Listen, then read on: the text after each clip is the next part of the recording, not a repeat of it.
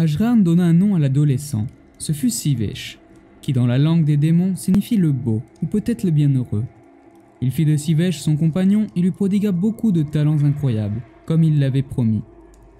Il le rendit capable de tirer à l'arc plus loin et plus habilement que tout autre homme ou démon, et de combattre avec une épée comme s'il avait 10 bras armés dans un seul.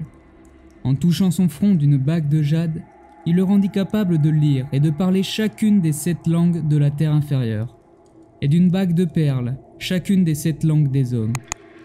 Grâce à un sortilège plus ancien que le monde lui-même, il le rendit invulnérable à toutes les armes, d'acier ou de pierre, de bois ou de fer, au venin des serpents, au poison végétal ou au feu. De l'eau seule, il ne put le protéger, car les mers constituaient un autre royaume que la terre et possédaient leurs propres souverains et leurs propres lois. Ajran songea même emmener un jour l'adolescent jusqu'aux terres bleues et froides de la terre supérieure et pousser les gardiens du puits sacré à donner à Sivesh une gorgée de l'eau d'immortalité. En attendant, le jeune homme avait beaucoup de choses à voir et à faire, car il ne se contentait pas de rôder avec le prince d'Andruim Van Ashta et de participer à ses délices miraculeuses, mais, à ses côtés, il parcourait à cheval les étendues désertes de la terre inférieure. Ajran lui avait fait don, entre autres, d'un cheval démoniaque, une jument à la crinière et à la queue de fumée bleue qui possédait la remarquable qualité de pouvoir courir sur l'eau. Ajran et Sivesh galopaient ensemble sur les lacs de la terre inférieure, sous les arbres d'eau ou de fils d'argent, ou bien partaient chasser avec des chiens rouges sang sur les rivages du grand fleuve du sommeil, où le lin blanc poussait comme les joncs. Ajran ne chassait ni le cerf ni le lièvre, ni même le lion, sur ces rivages, car les petites cruautés des hommes n'étaient rien comparées à l'énorme cruauté de la race des démons. Les Vasdrous chassaient les âmes des hommes endormis, qui couraient en hurlant devant les chiens. Quoique ce ne fussent que les âmes des démons ou des agonisants que les chiens arrivaient à attraper et à déchiqueter, et même celles-ci finissaient par leur échapper. Ce n'était là qu'un jeu pour les démons. Sivesh, qui n'avait aucun souvenir de qui il était, ne connaissait nulle autre loi que les lois des ténèbres, chassait joyeusement et plein d'insouciance avec son seigneur. La terre d'en haut finit par manquer à Ajran, et il emmena encore Sivesh. Ils voyagèrent de nuit, bien entendu, car aucun démon n'aimait la lumière du monde. Ajran s'éleva du puits volcanique comme un aigle, mais il avait transformé Sivesh en une plume sur son jabot. Ils s'envolèrent dans le ciel, et la plume trembla contre lui. Tout au-dessous flambaient les montagnes de feu. Tout au-dessus flambait la face de la lune dans le cadre de son manteau de ciel éparpillé d'étoiles comme des diamants. « Je n'ai jamais vu un rayonnement semblable, » songea Sivesh. La fontaine du jardin ne produit ni lumière ni chaleur. Il était, quoi qu'il l'eût oublié, un enfant de la terre. Son âme mortelle se tendait aveuglément vers elle. Voyant que Sivesh appréciait beaucoup le monde, Ajran vint y passer beaucoup de temps. Parfois, sous l'accoutrement de voyageurs, il visitait les cités nocturnes des hommes et pénétrait à la dérobée dans les trésors des rois. Toutes les pierres précieuses et les métaux qu'Ajran y trouvait, il les transformait en tas de poussière ou en amoncellement de feuilles mortes, car tel était son plaisir. Il détournait souvent de son chemin une caravane dans le désert, ou poussait un navire sur les récifs d'une côte inhospitalière. Tout ceci n'était cependant qu'enfantillage pour Ajran. Sa méchanceté était d'un ordre beaucoup plus élevé et beaucoup plus subtil. Néanmoins, il était content de voir que Sivesh lui obéissait en toutes choses gaiement et sans poser de questions, et combien l'adolescent se montrait habile. Ajran se pliait à ses caprices comme à ceux d'un enfant qu'on adore. Mais une nuit, comme ils revenaient des collines de quelques royaumes terrestres où ils avaient laissé derrière eux le feu et le meurtre, chevauchant les chevaux démoniaques de terre inférieure aux crinières de fumée, rencontrèrent au bord de la route une vieille sorcière ratatinée. Au moment où elle posa les yeux sur les étranges cavaliers et leurs montures, elle lança « Béni soit le nom du Seigneur ténébreux, et qu'il ne me fasse nul mal !» Sur ce, Ajran, souriant, lui répondit « Le temps t'a suffisamment fait de mal avec ses griffes. »« Oui, en vérité, » s'écria la sorcière, les yeux luisants d'envie. « Le Seigneur ténébreux puisse-t-il me rendre ma jeunesse ?» Ajran lâcha son rire glacial. « Je n'accorde pas souvent de faveur, la vieille. Si je ne te rends pas ta jeunesse, je veillerai cependant à ce que tu ne vieillisses plus. » Et un éclair glissa de sa main et frappa la sorcière. Il n'était jamais sage de demander des faveurs à un démon. Pourtant, la sorcière ne mourut point aussitôt, et elle avisa Sivesh tandis qu'elle gisait sur le sol. Distinguant son beau visage et devinant qu'il était mortel, elle dit « Méprise-moi pendant que tu le peux encore. Toi aussi, tu es fou terrestre, d'avoir confiance en la race des démons et de chevaucher une jument de fumée et de nuit. Ce qu'aiment les démons, ils le tuent à la fin, et les présents des démons sont des pièges. Ne va nulle part avec un cheval qui s'évanouit, car tes rêves te trahiront. Puis elle retomba en arrière et se tut. L'aube était alors proche, et Ajran était impatient de rentrer au centre de la terre. Mais Sivesh, qui était bizarrement troublé par les paroles de la sorcière, descendit de selle et se pencha au-dessus de son corps. Comme il s'agenouillait, une curieuse pâleur dans le ciel lui fit relever les yeux, et sur la crête de colline, il aperçut un rougeoiement semblable à une rose en feu. « Quelle lumière est-ce cela ?» demanda-t-il à Ajran, émerveillé et impressionné. « C'est la lumière de l'aube que j'abhorre, » répondit le prince. « Viens, remonte sur ton cheval et marchons vivement, car je ne voudrais point voir le soleil. » Mais Sivesh était agenouillé sur le sol, comme en transe. « Soit tu viens maintenant, soit je devrais te laisser ici, » insista Ajran. « Suis-je donc né de la terre, comme l'a dit la femme ? Oui. Le soleil, pour toi, peut paraître beau, mais pour le Seigneur des Ténèbres, c'est un objet d'une laideur terrifiante. »« Monseigneur !» s'écria Sivesh. « Laisse-moi demeurer ici pendant une journée seulement. Laisse-moi voir le soleil. Je ne trouverai de repos que lorsque je l'aurai vu.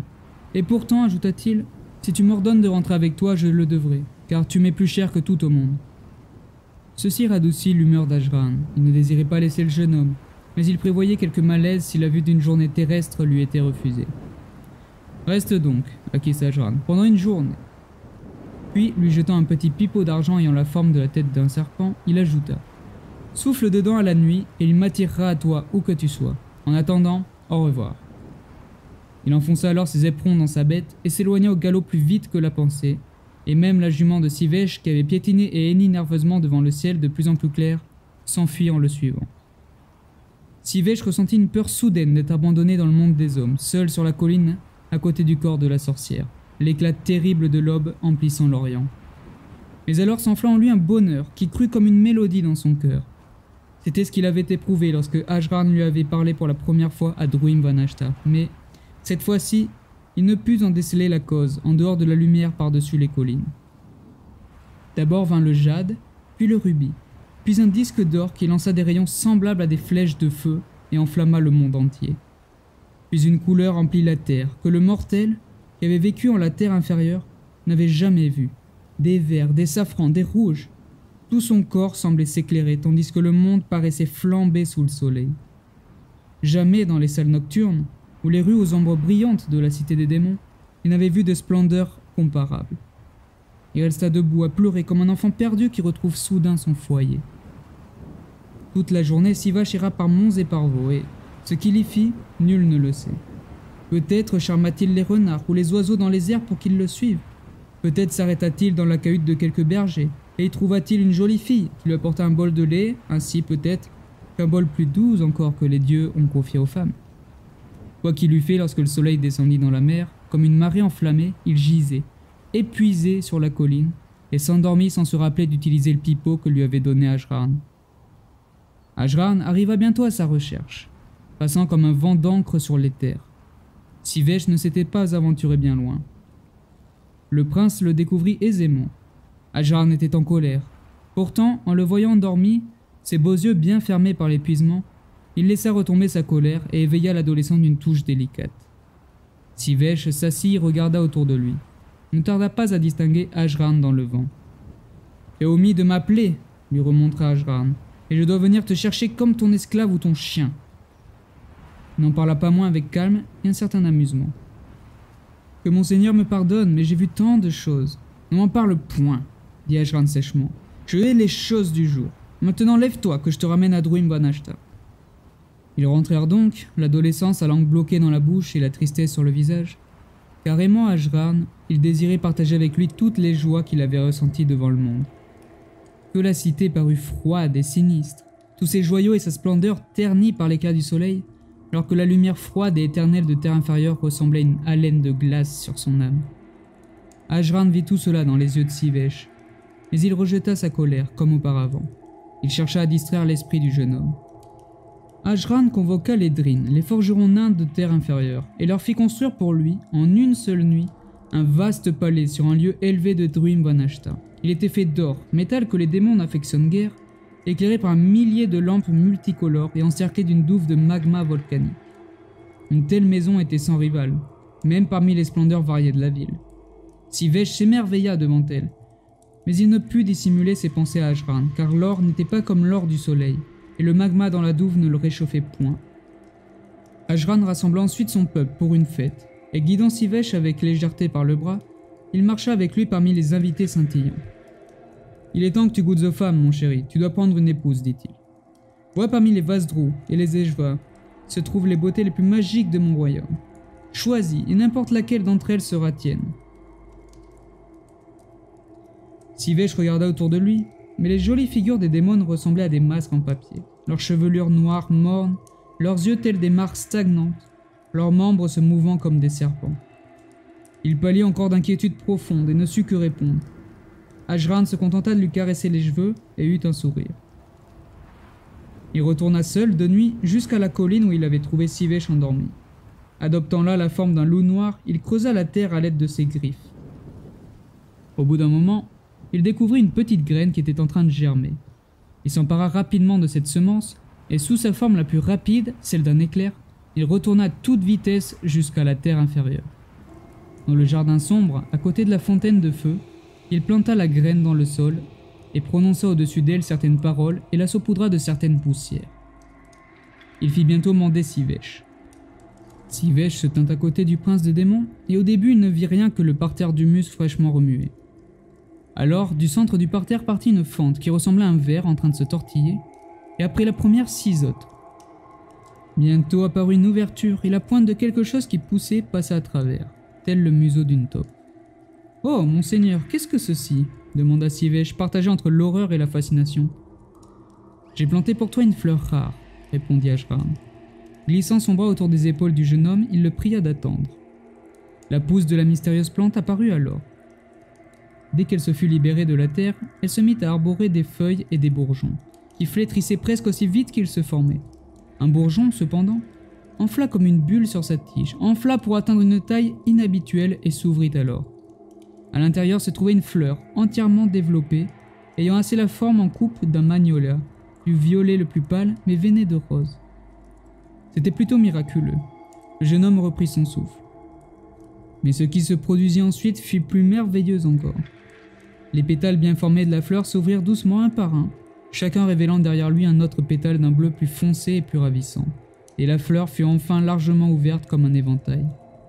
Au cœur de la fleur reposait une fille endormie, nue parmi les flammes de sa propre chevelure. « Puisque les femmes de mon pays ne furent pas assez belles pour te plaire, fit remarquer Ajran, j'ai fait pousser pour toi une femme à partir d'une fleur de la terre. Vois, sa chevelure est jaune comme le froment, ses seins pleins comme les grenades, ses reins comme la mielle. » Conduisant Sivesh jusqu'à la fleur, il se pencha en avant et cueillit la fille. Comme ses pieds blancs quittaient le cœur de la fleur, il eut un petit claquement semblable à une tige que l'on casse. Aussitôt la fille ouvrit les yeux. Ils étaient aussi bleus que le ciel du monde. Ajran, prince des démons, plaça sa main dans la main de Sivesh avec un sourire secret, et comme pour lui faire écho, la fille sourit également en fixant le visage stupéfait de Sivesh. Et ce sourire était si doux et sa beauté telle que Sivesh en oublia le soleil. Elle s'appelait Ferajin, fille de fleurs. Sivesh vécut avec elle en harmonie dans son palais de Druimbanashta pendant 1 année de mortel. Ajran lui avait enseigné toutes les façons d'aimer. Les démons ne s'en tenaient pas à une seule route, à une seule chambre solitaire dans le vaste palais au trésor. La porte délicieuse d'une salle menait à une autre.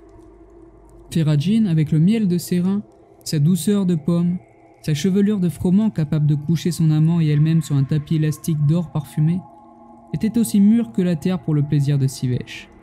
Et certain que tout ce temps il l'aima, et peut-être l'aima-t-elle. Elle n'était pas de la race des démons, bien qu'elle eût été façonnée par un démon. Mais elle n'était pas humaine non plus. Elle était une créature née d'une graine terrestre dans un sol surnaturel. Elle portait le sceau des deux. Pendant 1 année, Sivesh vécut donc comme auparavant, battant la campagne déserte de la terre inférieure, festoyant dans la cité souterraine, montant parfois sur terre avec Ajran pendant la nuit, et revenant enfin auprès de sa femme fleur, par-delà les douves de magma. S'il l'adorait, il n'en vénérait pas moins le prince des démons avant toute autre chose, et d'autant plus en raison du dernier cadeau qu'il lui avait fait.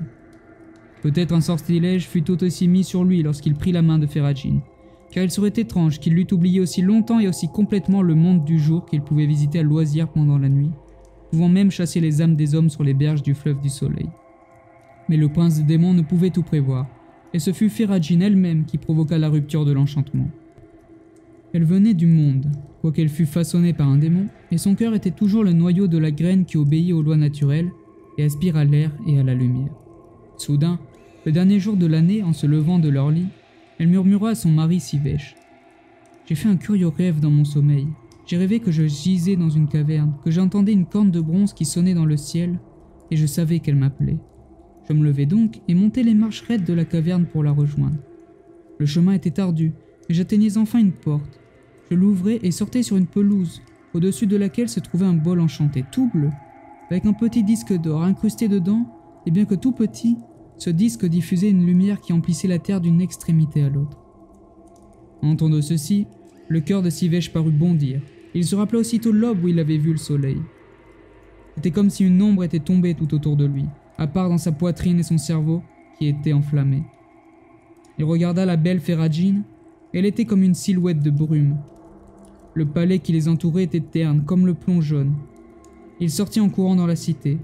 Sa splendeur s'était refroidie, c'était un tombeau. En parcourant, hébété, les rues du tombeau, il rencontra Ajran. « Je vois que tu t'es souvenu du monde d'argile, » dit le prince des démons d'une voix de fer. « Et maintenant ?»« Oh, monseigneur, que puis-je faire ?» s'écria Sivesh en pleurant. « La chair de ma mère m'appelle de sa tombe, dans la terre au-dessus de nous. Je dois retourner sur la terre des hommes, car je ne puis demeurer en terre inférieure. »« Tu me dénies donc tout ton amour ?» dit Ajran d'une voix d'acier. « Monseigneur, je t'aime plus que mon âme. Si je t'abandonne, ce sera comme si je laissais la moitié de moi-même dans ton royaume. Mais je souffre 1000 tourments, je ne puis rester. Cette ville est une ombre, et je suis comme un ver aveugle qui rampe. Et donc, pitié de moi, et laisse-moi partir. »« C'est la 3e fois que tu me mets en colère, » dit Ajran d'une voix d'hiver. « Pèse bien si tu désires me quitter, car je ne réprimerai plus ma colère. »« Je n'ai nul choix, » dit Sivesh. « Ô seigneur de tous les seigneurs. »« Va donc, » dit Ajran d'une voix de mort. « Et souviens-toi ensuite de ce que tu as rejeté, et pour quelle raison. Et qui t'aura prévenu ?» Sivesh s'enfuit donc avec des pas de plomb jusqu'au faubourg de Druim Vanashta, et tout le long du chemin, les démons s'écartaient de lui. Les grandes portes s'ouvrirent. Un tourbillon le souleva et le projeta par la gueule du volcan sur la terre pour laquelle il brûlait. C'est ainsi que Sivesh revint sur le monde des hommes et marcha au soleil dans le chagrin.